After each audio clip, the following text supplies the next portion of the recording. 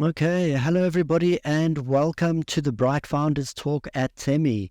Temi is an international software development company that designs, builds, and delivers software for sustainable businesses and promising startups. My name's Matthew, and I'm joined today by Connor Jeffers, the founder and CEO of Aptitude 8 and Happily. How are you today, Connor? I am well. I'm a little jet lagged. I just got back from the West Coast last night. But other than that, I'm excited to be here. This is better than internal meetings for sure.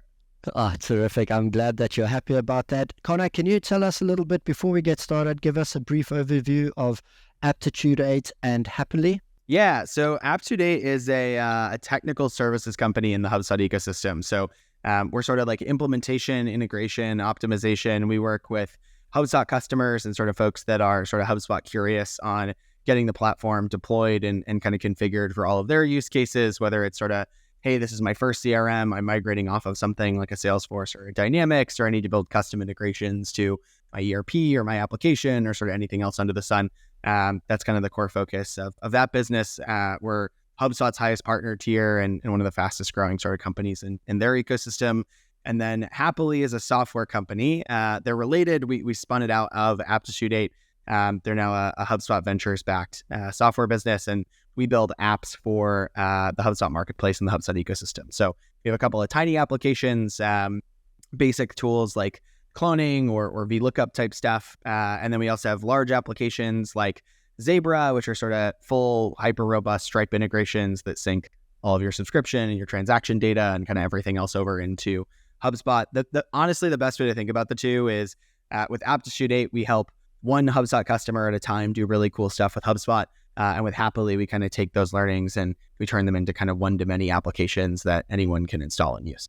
Okay, that's quite interesting. It's a little technical for me, but I'm hoping through the course of this, I'll learn a little bit more about it. So let's go back a little bit. So it's a pretty cool thing. You've got two companies working there together, but it probably didn't start like that. Let's go back a little bit. Let's start maybe with university. Something I always like to ask the people on the show. Were you one of the good kids? Were you a rebel? How was it going through? Did you know where you were going? Tell us a little bit about the start of your learning journey. I can go all the way back in time. So I went to school in Chicago, and I showed up one day, and I think I was super interested in philosophy, and I think my mom at the time was like, you should do an economics degree too, not just be a philosophy student. So I did both of those, and then I think I added on political science also because I had like a guidance counselor that was like, you can't have three majors, and I've never been very good with authority, which is why I'm an entrepreneur. And so I did that for a bit, and then I actually ended up leaving school. I did loop back and finish a couple of years later, but I left school and I joined a technology startup that was in the ed tech space, sort of by accident. I met the CEO at an event, started talking to him. He was like, do you have a job? And at the time it was the summer, and I sort of had some summer gig and was like, yeah, but I'm going back to school in a couple of weeks. He was like, if you work for my company as an SDR, like we'll give you a MacBook Air, which was, at 20 years old, the greatest offer I'd ever heard in my entire life. And so I said, yes, I took it. I ended up scaling up with them from like 25, 30 folks up to a couple hundred over a couple of years, and did a stint in sales, did a stint in marketing, and kind of grew up with that org. And so that was most of my foundational education as opposed to anything that I really gathered from school. I like that. So it sounds like a lucky break there, being offered that MacBook. That's a pretty cool way to start.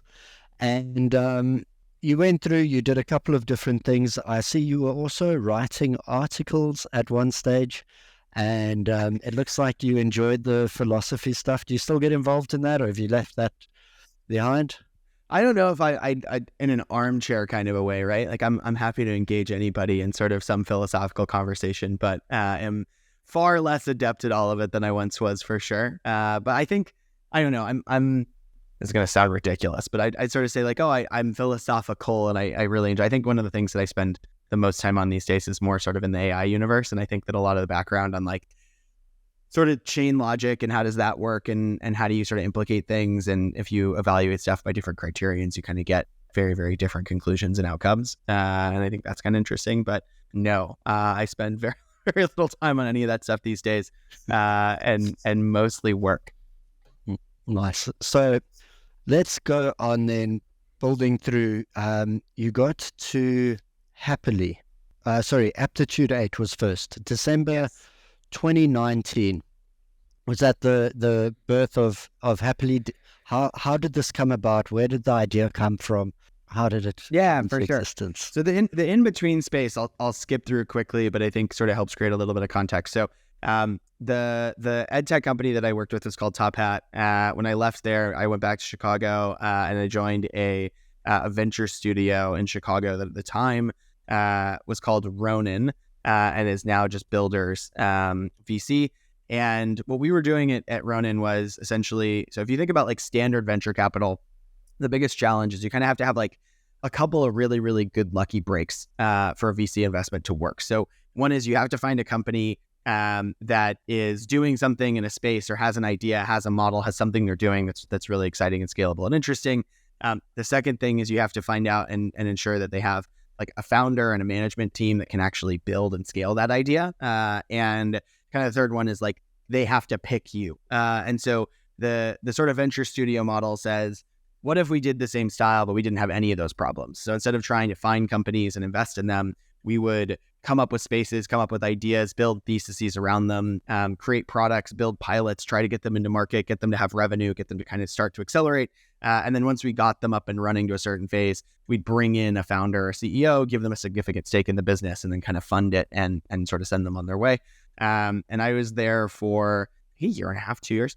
It was an absolute blast, and I've basically been chasing that high ever since. But in that whole process, I was leading all of our, we actually called it revenue operations at the time, which is wild. But I was doing sort of all of that work for every portfolio company we had of building their foundational CRM, their marketing infrastructure, all the things that sort of ran the business. And through that process, we were getting really, really deep into it. And one of our core compelling points of making those companies successful was building them on really, really solid, scalable, automated internal infrastructure. So they just needed less people. And what also happened is we got amazing data out the other side. And so after doing that for a bit, one of the investors into the studio, because they were sort of on the boards of all of the companies, asked myself and then one of the other operating partners of, hey, how come when we come to the board meetings that we have with your companies, like they have data, they have conversion funnels, they have like theses, they understand what's going on. And every other board meeting I go to, like no one can agree on the numbers and no one knows what's going on. And like everyone's like, oh yeah, we don't track that. We were like, oh, we do like CRM stuff. And he was like, I don't really care what any of those details are, but like, can you come do this for some other companies that we work with? And so myself and a partner spun out of that. We started sort of a little consulting firm doing that type of a work ages ago, which now sort of lots of folks are like, hey, we're RevOps consultancy and kind of that sort of arena. And we were kind of like, he's kind of a fractional VP of sales, and I was doing all of the ops work. And we worked with a bunch of startups building out foundational infrastructure. And over the course of that whole process, we got really acquainted with HubSpot. We got really acquainted with Salesforce and the Salesforce for Startups program. And he ended up getting he had a baby. He got an offer from one of our clients to come on as sort of their full-time CRO.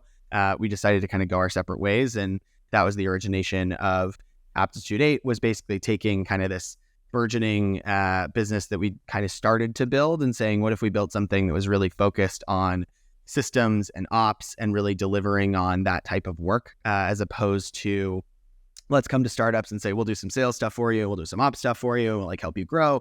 And instead, the origination of Aptitude 8 was we were a Salesforce partner, we were a HubSpot partner, we're an outreach partner. We kind of worked with an amalgamation of marketing automation and CRM technologies, and really helped companies get those up and running. And then somewhere later down the line, we became more fully focused on HubSpot as sort of the fastest growing of all of those vendors and of all of those ecosystems.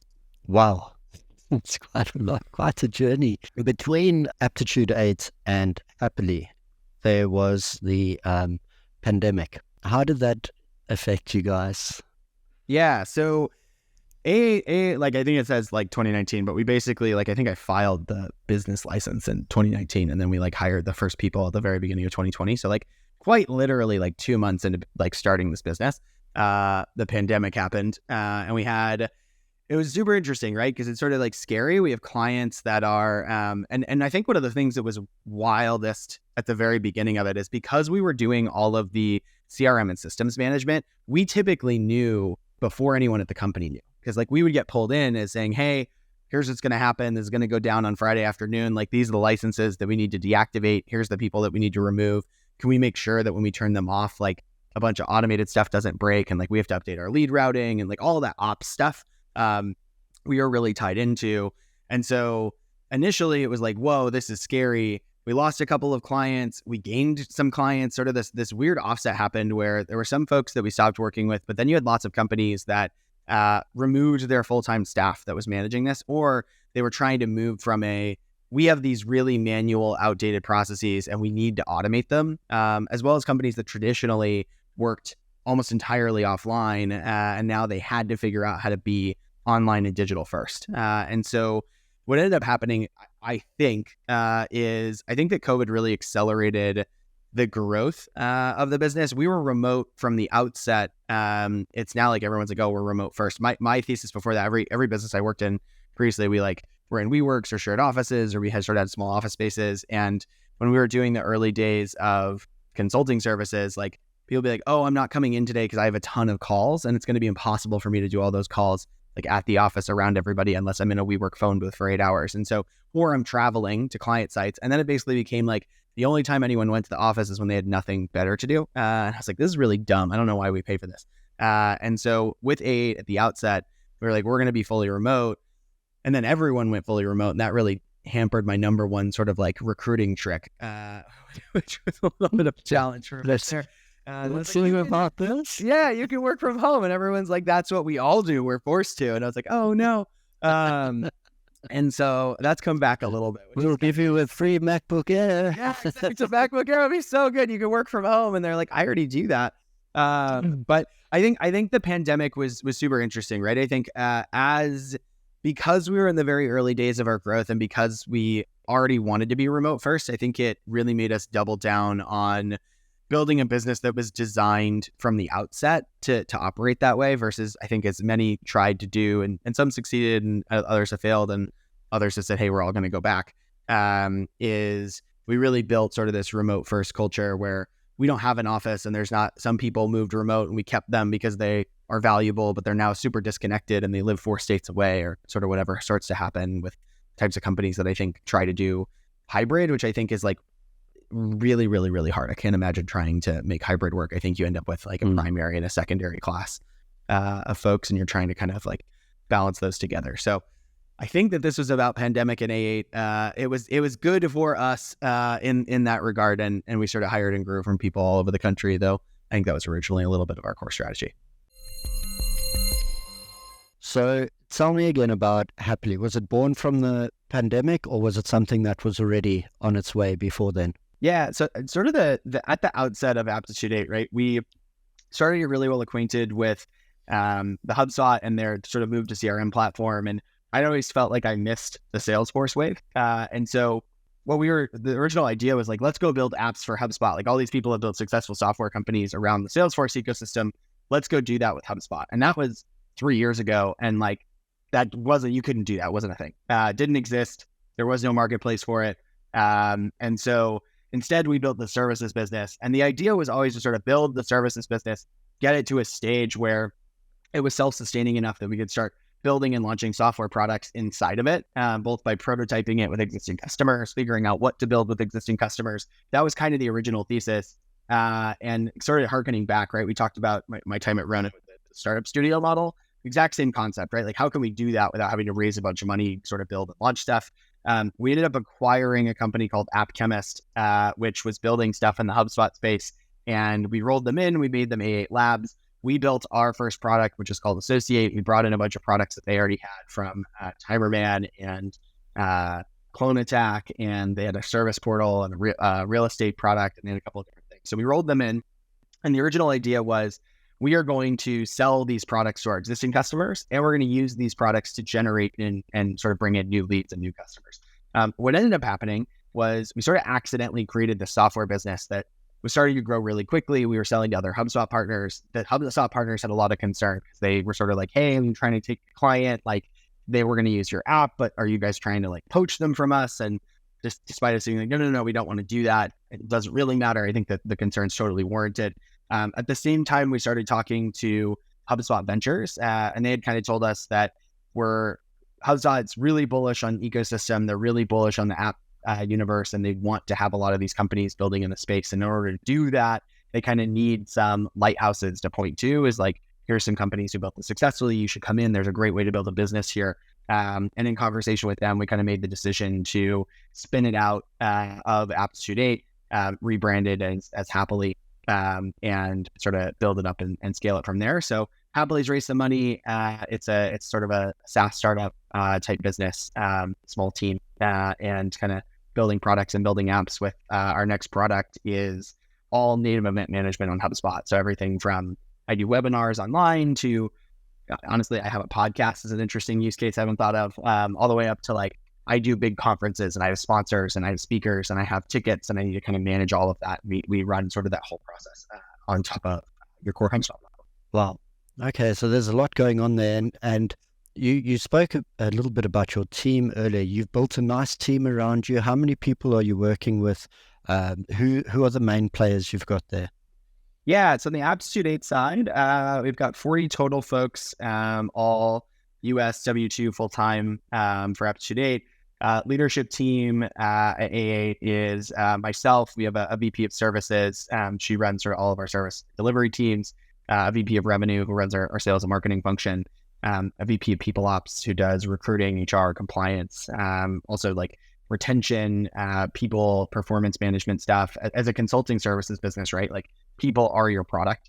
So we're aggressively invested in a lot of that component, making sure people are happy, successful, and super taken care of. And then a VP of operations who manages sort of all business systems and finance. And so the leadership team is sort of mostly fully built out in that respect. I think sort of as we'll continue to grow and scale, right, you'll get a little bit more, sort of the VP functions become C-level functions. Then you have multiple VP functions underneath that, sort of the normal hierarchical growth of business at large. That's the Aptitude 8 side. For Happily, we're about 9 folks. It's myself. I have 2 co-founders, Dax and Tyrone, who came with the original App Chemist business. Dax has had a product and sort of also manages all sort of customer support, success, those sorts of things. And then Tyrone's our CTO. And then we've got some engineers and some product support specialist folks, and no sales headcount, no marketing headcount, though I'm very actively building out that side of the house now that we kind of have a product, people buy it, people like it, people are excited about it. And now we kind of have to go and try to get it into the hands of as many people as we can. That's terrific. So a good team around you. And let me ask you on a more personal side, what sort of time does this take up for you? Generally, it's one business, but you've got 2 things going on here. You've got 40 people around you. You're busy expanding. There's a lot of things happening. Is it taking up a lot of your time? Yeah. So it's interesting, right? I think that I think one of the big ways to think about it, right? Like I talk a lot about work-life integration and trying to find ways, as opposed to saying like, these are my working hours. I'm going to sit down. I'm going to be at a computer. I'm going to do that. And then these are the times I'm going to turn off my laptop. I'm not going to do anything. I'm not going to look at anything. I'm not going to Slack on my phone. I think that's fine for some people. I think that it just sort of depends on how you want your work to go. I think for me, it's pretty interlaced. And so I don't really ever, this is going to sound ridiculous, I don't really ever like stop working, but I'm also like not hands on keyboard at a computer doing stuff all of the time. And I think that phones and also scale, right? Like I can contribute to stuff on Slack. I can consume things. I can have like, I call it like work gaming, which I'll often do sort of on the weekends. Like I'll play something, I'll tab out, I'll work a bit, I'll come back. And so being able to do a lot of that helps. But I think the other thing is it helps that I can't imagine running 2 businesses that have no relationship, but like not a combined core focus, right? I think that the thing that makes this possible, I wouldn't say easier, but possible, is that my core job really, right? Is I think about what do HubSpot customers want? I think about what does HubSpot, the product, allow for and is capable of, and what can it do?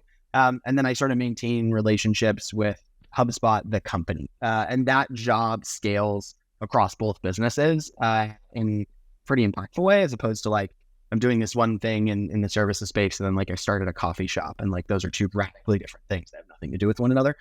So there's a lot of complementary things that happen, despite them being sort of different business entities and different teams. So that makes it a bit easier then for you as far as maintaining a work-life balance goes. I find that quite a lot. When people enjoy their work, you're not sacrificing any of your life to go to work. Yeah. So to I don't speak. think I have like a line, which is probably bad. I don't know if I'd recommend this, but I think the difference is like, I think some people are like, oh, there's work over here and then there's my life over here. And for me, I think it's just super interlaced. Like, I don't know that it's ever, I don't have like working. I have hours that people are online and I have meetings with them. And that's about the closest that I can mentally get to like work life versus non-work life. Is like, oh, I shouldn't bother them right now. It's like as good as I get. But I also don't think like, I don't feel like I'm like, oh God, I'm just like changing my desk and typing away code at 2 a.m. Like that's not really how I spend my time. And so I don't know if maybe that means I'm not hardcore enough. Maybe it means I'm too hardcore. I have no idea. Can you tell us, let's try a couple quick fire questions. Have you got a, let's call it a role model, a business role model? Is there somebody you look up to and say, that's how I want to do these things?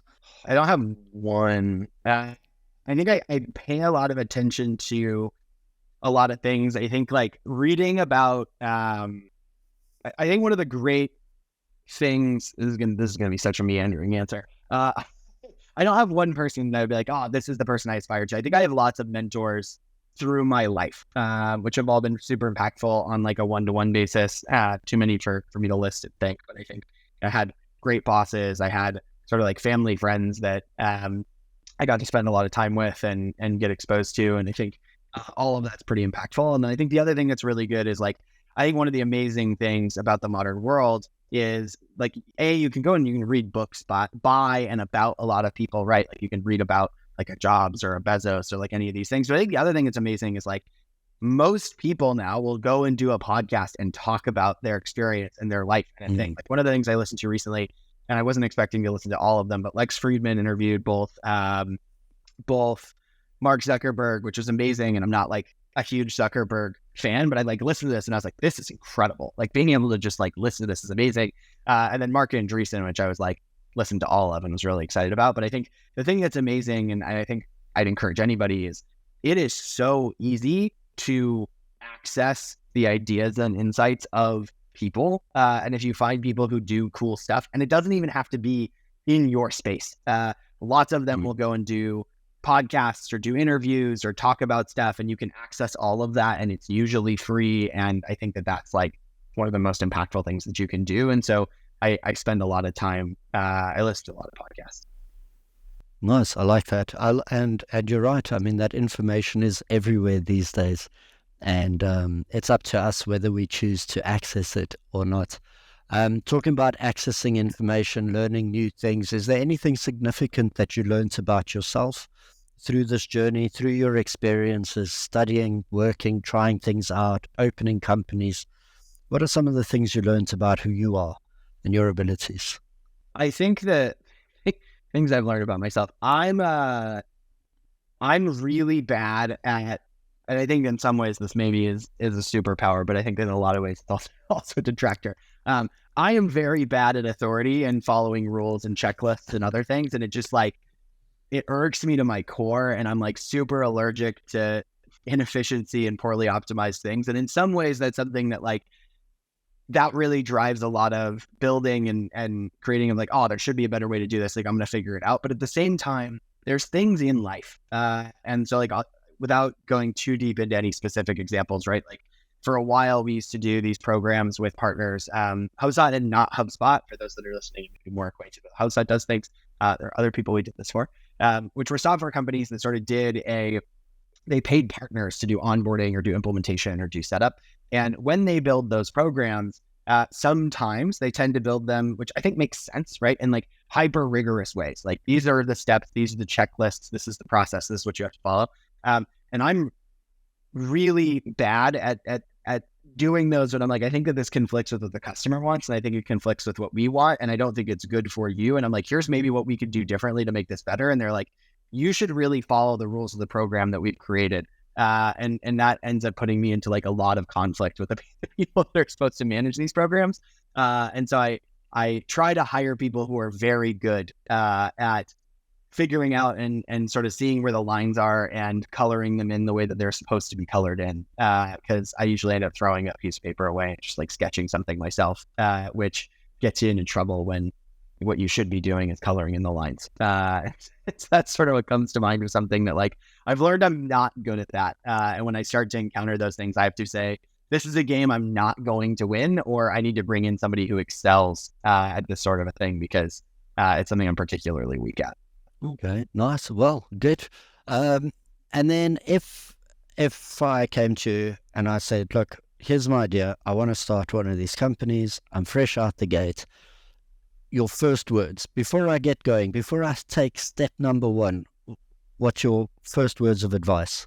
Do you know where you're going, and do you have a plan to get there? I think one of the things that I see a lot, I talk about this with Dax, who's one of the Happily co-founders, and I see this a lot, like in whether it's startup subreddits or people who want to be entrepreneurs, or like talk about this, like, oh, I'm trying to find like the killer idea, or I'm trying to like really validate this thing, or like I have this product and I'm trying to like show it to users and like figure out if it's something that would add any value to them. Like, I think that whole process is really not a good use of time. And I think that like, I think if you're going to start anything, you have to really first be like, okay, what is the thing that I'm trying to, people frame it as the problem you're trying to solve, which I think is right. Or like, what is the product that you want to build? Like, you have to have a really deep conviction about something in the universe that could be better. And you have to have a really good idea, which could be totally wrong. And you'll find out later, like the way you did it was totally wrong. That's okay.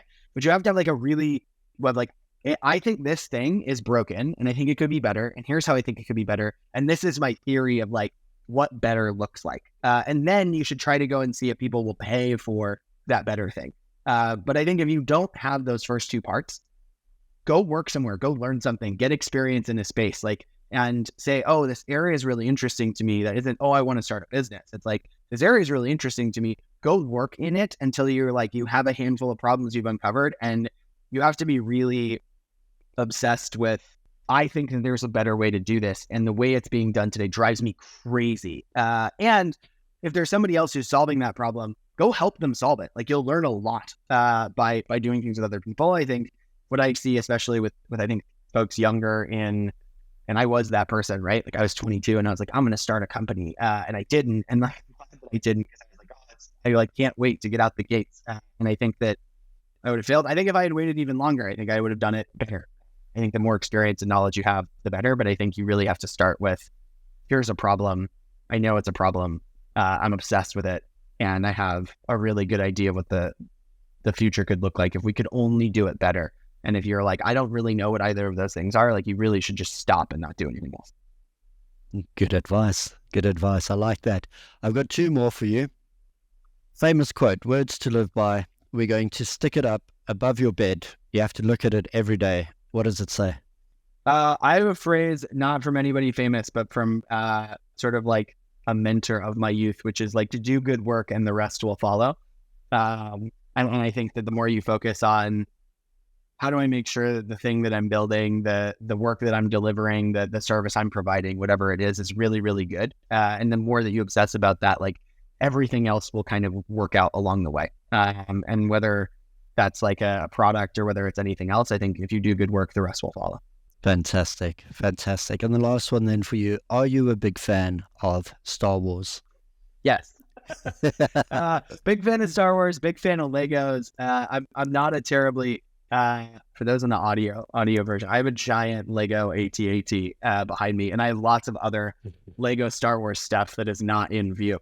I'm not really a collector, but I don't think I've ever bought anything. I'm like I'll see an ad, I'll think something's interesting, I'm going to go research the thing, I'm going to find out all the different versions of it, read all the Reddits to make sure I like do the best one, and I'm very not impulsive with purchasing, with the very hard exception of the Lego AT-AT, which got served to me in an Instagram ad, and I like blacked out and then purchased it, and I've never, the time between I saw it and I was like, I have to have this. Like, there's no world I can live in that doesn't have this in it.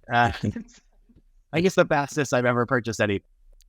Oh, it's fantastic. I love it. I've been having a good look at it and it looks beautiful. And I'm really jealous actually of the people that have grown up recently with Lego. I grew up with Lego in the late 80s and the early 90s, and back then it was, it was square blocks. That was it.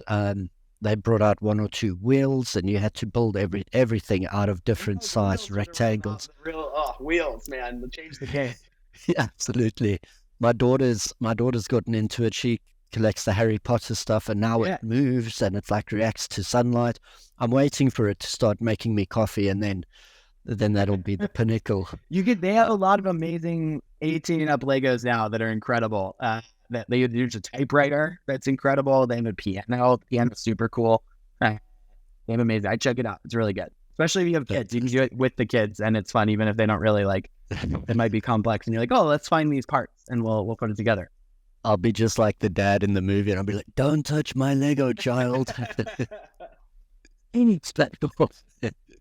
We're sending her to boarding school so she doesn't play with my Lego. Anyways, Connor, listen, I want to say thanks for taking time out of your schedule to see us today. It's been a great pleasure meeting you and having a conversation. Is there anything you'd like to add before we go? Nothing to add. I think if you're HubSpot curious, if you're a HubSpot customer and you want to do cool stuff with it, give me a shout. Connect on LinkedIn. I'm super accessible. And whether I can help or I can point you in the right direction, I'd be more than happy to. Fantastic. Connor, thanks so much, my friend. You keep well, and I hope you feel better as the week goes on.